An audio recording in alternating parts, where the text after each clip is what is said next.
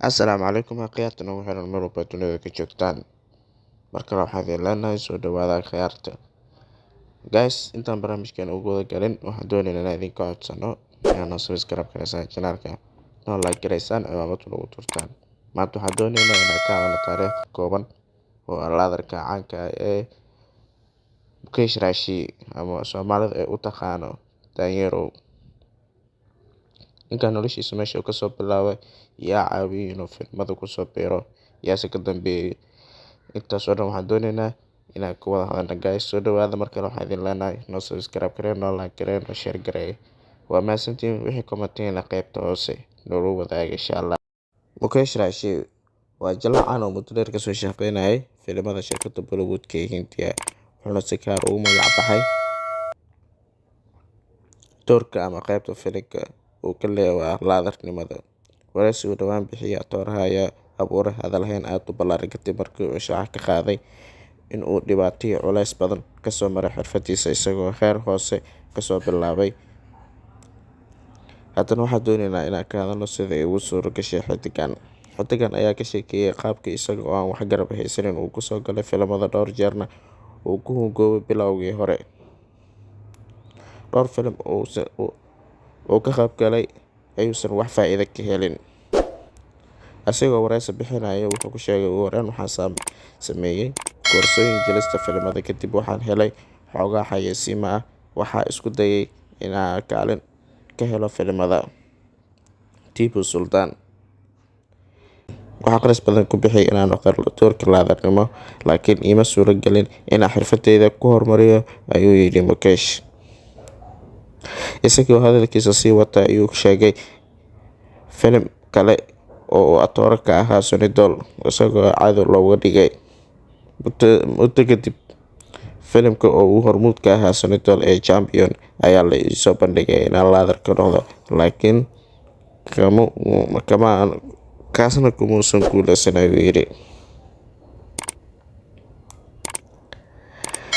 Haddaba filimkii Gardish ee soo baxay 1993 ayaase ka noqday nasiibka ugu fiicnaa. Ugu dambeyn waxaan helay Gardish, waxaana la kulmay Rafi oo kadibna i baray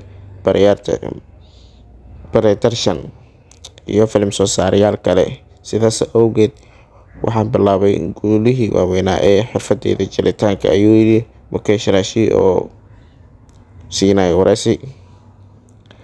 Haddaba ninkan kamuusan soo jeedin qoys filimada jila, maadaama Mukesh uu garab la'aan ku ahaa raadinta xirfadda filimada, wuxuu ku qasbanaa in uu ka qayb galo laadarnimada sababtoo ah wuu yaraa jaaniska uu ka heli karo atooraha koowaad in laga dhigo. Markii Mukesh la weydiiyay culeysyadii uu la soo kulmay markii uu kusoo biiray Bollywood-ka, ayuu ku sheegay inuu waayay wax caawinaad ah. Caqabado waa badnaayeen sababtoo ah aniga kama aanan soo jeedin qoys filimada jila, dad ehelna iguma jirin xirfadaasi. Mararka qaar waxaan si toos u tagi jiray xafiisyada filimada soo saarayaasha, laakiin nasiib wanaag weligay si xun laylala dhaqmin marka aan xafiisyada shaqo u doonto, ayuu yidhi. Haddaba kuma ahaa ninkan aktarka caawiya ee nasiibka u yeelay. Mukesh oo wareysigan maalmihii lasoo dhaafay la hadalhayay uu ku sheegay in qof walba uu qof kale nasiib uu ku baranayay, ilaa markii dambe uu la kulmo jilaaga caanka ee Bollywood-ka ee Aamir Khan. Maalin anagoo qof kale la kulmaya ayaan arkay Aamir Khan, wuxuu ii soo bandhigay in aan kaalin ka qaato filimkiisa Baasi. Inta aan jilaynay Baasi ayuu soo hadal qaaday filim kale oo lagu magacaabo Sarfarosh, kaasna waan ka helay doorka. Markii aan Sarfarosh dhammaystirnay, dadku waxay bilaabeen inay si iskooda ii soo raadiyaan ayagoo shaqo filim jilitaan ah ii soo bandhigay. Mukesh oo ilaa hadda si xawli ah ku wada xirfadiisa jilitaanka, wuxuu sanadihii dambe kusoo biiray filimada ku baxa luqadaha Taamilka iyo Telugu, kuwaasoo hadda uu sameeyo.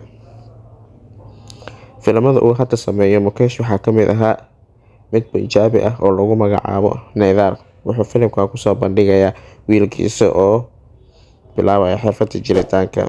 jilaayaasha ay saaxiibada dhow yihiin Mukesh waxaa ka mid ah Amitabh Bachchan oo filimo badan lasoo sameeyay ilaa haddana ku howlan yihiin filimo kale oo ku wada jiraan. Sababta sheekadan jilaaga u hadalhaynta dhalisay ayaa lagu tilmaamay in muddooyinkan lasoo dhaafay ay soo baxeen warar ku saabsan in shirkadda Bollywood ay ka jiraan in jecleysi.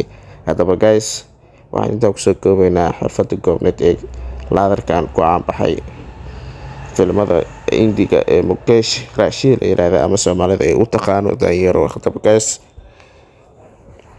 waxaan markaan idinka codsanayaa inaad channelka subscribe gareysaan, like gareysaan, share gareysaan insha Allah. Waana mahadsantihiin guys.